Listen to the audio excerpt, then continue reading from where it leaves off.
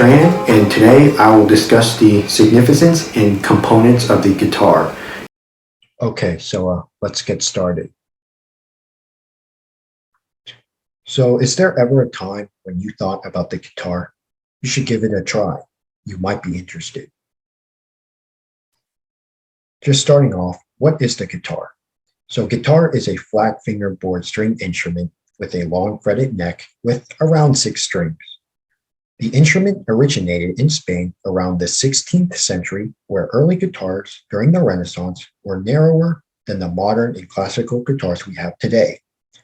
As guitar evolved, the acoustic guitar we have today is widely popular and versatile as it is used in many genres of music. Now, going over the components, now I only named the important ones due to time constraints. We first have the fretboard. It is one of the major components. It is made of maple and rosewood, and it is located just under the strings around the guitar neck. The fretboard contains frets where a person can press down on the string and play a certain note. Next, we have the neck, where it lies between the body and head of the guitar. This is a place where the fretboard lies, and you can use your left hand to grip as you try to press down on the strings to play different notes.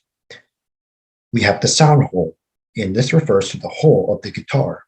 And when a person plays a certain note or song, the guitar will amplify different pitches of other sounds. Next, we have the machine heads, where you just tune and adjust to a different note on a particular string. So as you tighten or loosen a string, the note for that string will change based on its tension. Next, we have the bridge, where this secures both the saddle and the strings in place using bridge pins to keep sustainability. And lastly, we have the soundboard. The strings will vibrate against this component when plucked or picked as a part of the guitar body. So here is a quick diagram of the components. Here we have the fretboard, we have the neck, we have the machine heads, the sound hole, the bridge, the soundboard, and the bridge saddle here, and the nut, so forth. Here's a video of how the machine heads work with guitar. I have my guitar and I have my capo attached. It gives me the notes. So I have my first, second, third, fourth, fifth, sixth string. Then the machine heads over here go sixth, fifth, fourth, third, second, first. So let's say I tune the sixth string. It's at C. If I sharpen it by going counterclockwise, I go to D. But if I want to flatten it out, I turn it clockwise.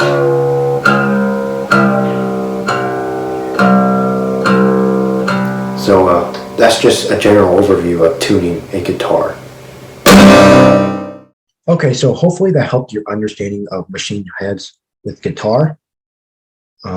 So discussing the significance of the guitar is a popular instrument used in many genres of music. This includes mostly classical and modern music, and this can also account for people who play genres such as flamenco, country, pop, rock, and so forth.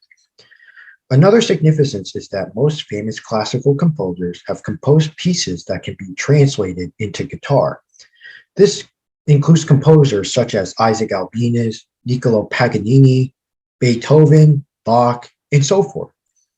I also found that playing guitar can not only help creativity, but also be a time for people to relax as they release stress from schoolwork, since they can listen to their own music. Also, one thing that makes guitar so significant is that it is actually an easy instrument to learn compared to other instruments. And what I mean by that is, if we look at the next slide, we have a Chopin piece on piano and a Beethoven piece on guitar. The way a guitar is arranged is that we have fret numbers, and there's only a treble clef. Whereas in piano, we actually have to know the notes like A, this is B, this is C, in both treble and bass clef. Whereas in guitar, you can just say, oh, here, this is the 5th string on the 7th fret. So it is easier to learn guitar since you don't really need to know how to sight read in terms of reading notes. But there are similarities here and there, as this includes dynamics and tempo as well. Now, there might be something you might not have thought of. Is percussion playable on guitar? Yes, certainly. The guitar is also conducive to percussion due to its wooden shape. Many fingerstyle guitars would add percussive elements to have more harmonies and other sound effects, as they have a free palm to slap the guitar body when playing strings simultaneously. So here, there's a sheet here. If you see these notes below the fret numbers, these are the percussive elements. Um, Here's an example of a percussive fingerstyle guitarist. His name is Marcin Petralik. If you ever have time, definitely research about him. He's a super talented freak. He came up with so many complex arrangements in his career. That being said, here is an example of me playing part of a piece called Astorius by Isaac Albinus, arranged by Marcin. Hope you enjoy it.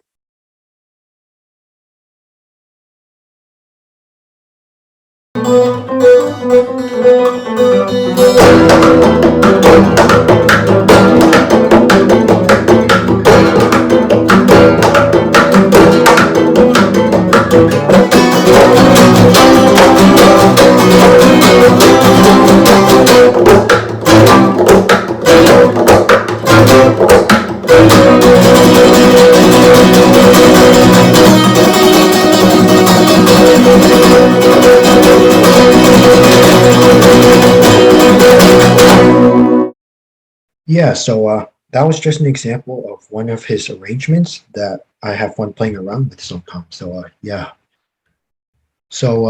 Yeah, that is my presentation. Hope you learned something about the guitar today, and thank you for listening. Hope you have a great rest of your day. Thank you. And here are my citations.